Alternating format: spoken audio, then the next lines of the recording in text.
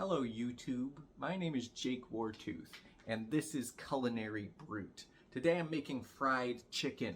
It's the best kind of chicken. You could bake a chicken, or you could boil a chicken, but I think it would be worse than if you fried it and battered it. Or battered it and then fried it would be better, preferably. So what I have done is I have gotten a section of chicken thigh meat and I've been defrosting it in the fridge for 12 hours. Now this didn't work. The chicken is still frozen. 12 hours was not a long enough time for this chicken to thaw, apparently. Not as thawed as I would like it, but it's gonna be okay. So what we're gonna do is we're gonna cut this chicken down into tiny little nugget pieces. We're going for chunks about yay big, like that. Then we're going to batter those in a type of batter. I'll throw a recipe up here. And then we're going to fry that, right? Oh, there's also a marinade section. So we're gonna marinate the chicken. So the steps are thaw chicken, chop that shit up, boy. Season chicken, coat chicken in buttermilk or another tenderizing liquid. Coat chicken in your batter, which in this case will be dry. We're not making a liquid batter. We're taking the wet chicken with the marinade and placing it into flour or cornstarch or a mixture of the two with some seasonings, mostly pepper and cayenne pepper. And then we're frying all of that in peanut oil on a wok over medium heat. Now, you should use a oil thermometer. You shouldn't just jump into this and put the chicken into however hot you think the oil is. That's what I'm doing because I don't have an oil thermometer right now. I'll get one, don't worry. I don't want to keep risking salmonella poisoning or whatever else you can get from chicken. But right now I don't have that. So I'm just going to make chicken with the oil that I have and hope that it's good enough. Now I'm using chicken thighs. So the good part with that is I can overcook it a little bit and it won't be too bad. Sure, the batter might absorb more oil and I'll get more calories, but that's something I can live with. The best fried chicken I've ever had was in a small barbecue place,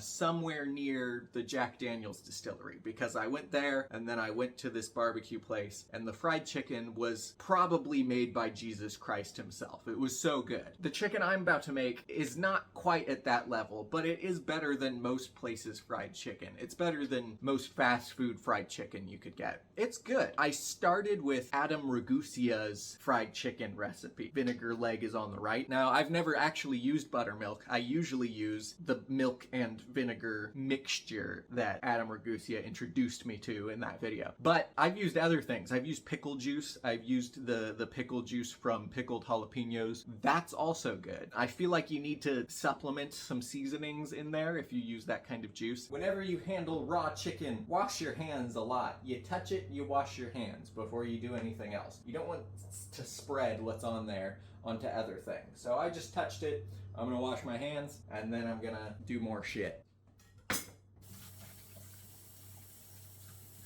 Now when you're cutting up a piece of chicken, this is thankfully boneless and skinless, so I'm not worried about all that. But you do want to take out any big pieces of hard blubber or weird white tissue, because that stuff's usually not very good. So I'm gonna cut it just, nugget sized. It's not so frozen as a rock that it won't cut, so it'll cut nicely. I would prefer it a little less frozen than this, but this'll work. Don't mind my knife skills. Knife skills aren't as important as people make them out to be. You just gotta go slow and be careful. That's really what matters. You try and go fast and be fancy, and that's how you get hurt. We're going for chunks about yay big, like that.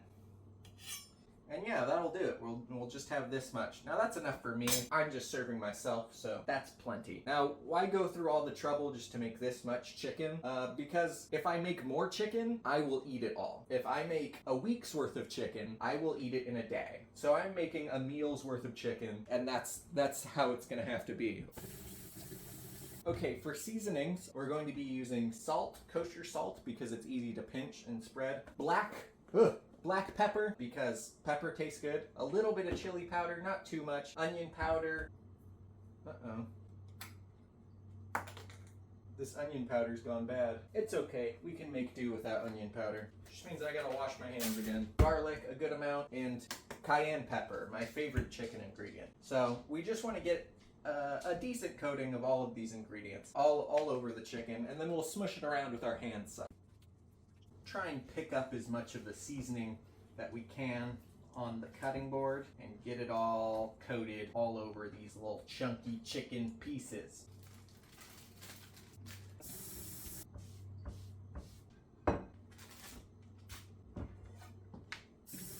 So we're just gonna put a splash of milk in there, enough to coat everything. That's more than enough, that's plenty. Might even be too much. Because of that, I'm gonna up the salt content. And then a tiny, tiny bit of vinegar. Okay, and back in a few hours. Okay, we're back in the kitchen. I'm just getting the dry part of the batter ready. So that's going to be all-purpose flour, some cornstarch, and a little bit of baking powder. I just eyeballed it for the amount I think I would need.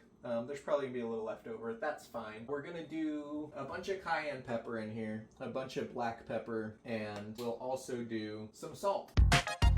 Just gonna mix this up by hand. Great, then just dump it all in. And again, mix by hand. You're just gonna wanna wash your hands afterwards. It's okay. It's gonna get messy. You just accept the mess and you keep going. My favorite way to test if this is going to be good is to give it a smell.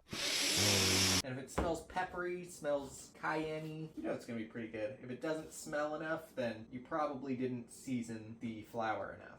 So you just go ahead and up the seasoning. But yeah, we're just mixing all these little bits together, trying to even out that moisture level, you know? All right, gonna wipe down everything real quick, and then we'll heat up the oil. Now that might not look like a whole lot of oil. It's probably only half an inch, but it's not a lot of chicken. And if it's not enough to entirely submerge the chicken, we can just flip the chicken as we go. But I'd say 5-6 minutes maybe is all this will take. Now because I'm cooking this in a wok, the oil's going to heat up much quicker than if I were to cook it in, say, a non-stick pan.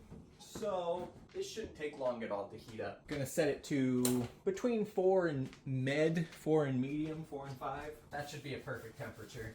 And depending on how quick everything goes, we might even turn it down a little bit. See, ideally we would have put that in and it'd start sizzling. I kind of jumped the gun on that one a little bit. Should have grabbed a smaller piece, but it's not the end of the world. Once that starts fizzling up, I'll know I can add the others. It's getting there.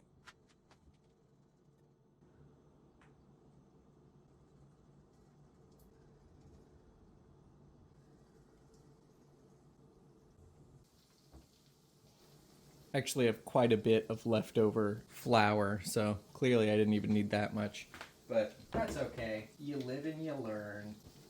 One of the nice things about using a wok is, even though this is going to be bubbling and fizzling, because the walls of the wok are so high, all of that bubbling won't spray over onto most of my kitchen, so it's less of a cleanup. Depending on how hot you fry, you may still have to clean up some, but that's fine. I can live with that. I'm giving one side about 3 minutes, and then I'll flip to the other side for another 3 minutes. Damn, boy, were you just frying chicken in there?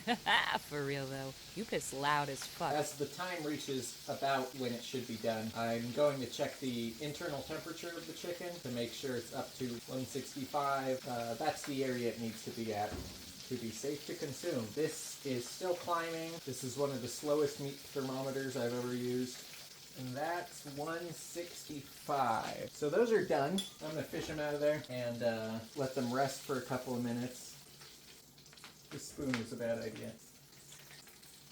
Give all of that a moment to think about itself. Here's a close-up of the chicken. I think I'll try this piece and just let you know. There's no sauce or nothing on this, just the seasonings I put in. That will have to speak for themselves, but let's give it a shot.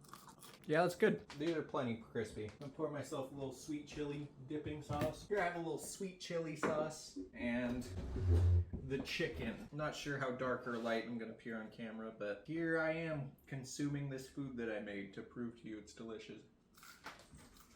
My head might be cut off. There's not a good way for me to check.